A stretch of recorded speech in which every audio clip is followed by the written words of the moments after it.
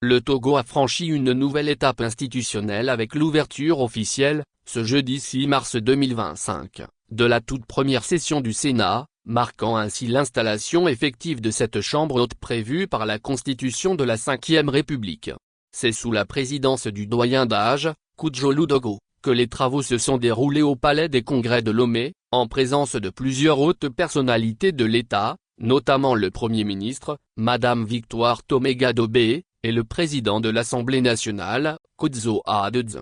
L'un des premiers points abordés a été la vérification des mandats des sénateurs, confirmant ainsi la légitimité des 61 membres de la nouvelle institution, 41 élus le 15 février dernier et 20 nommés par le président de la République, Faure Gnassingbé, le 5 mars.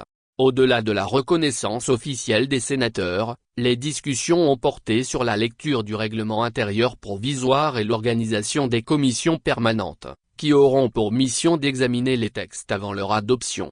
Cette session s'inscrit également dans un effort de légitimation du Sénat auprès de l'opinion publique. Sa création a suscité de nombreuses interrogations, certains observateurs estimant qu'il constitue une charge budgétaire supplémentaire pour l'État.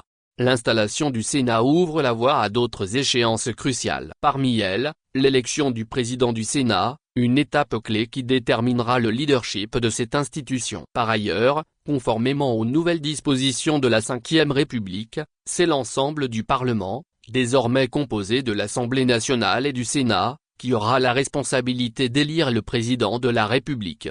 Cette réforme institutionnelle marque ainsi un tournant dans la gouvernance togolaise, avec l'ambition affichée de renforcer l'efficacité législative et d'assurer une meilleure représentativité des collectivités territoriales et des forces vives de la nation.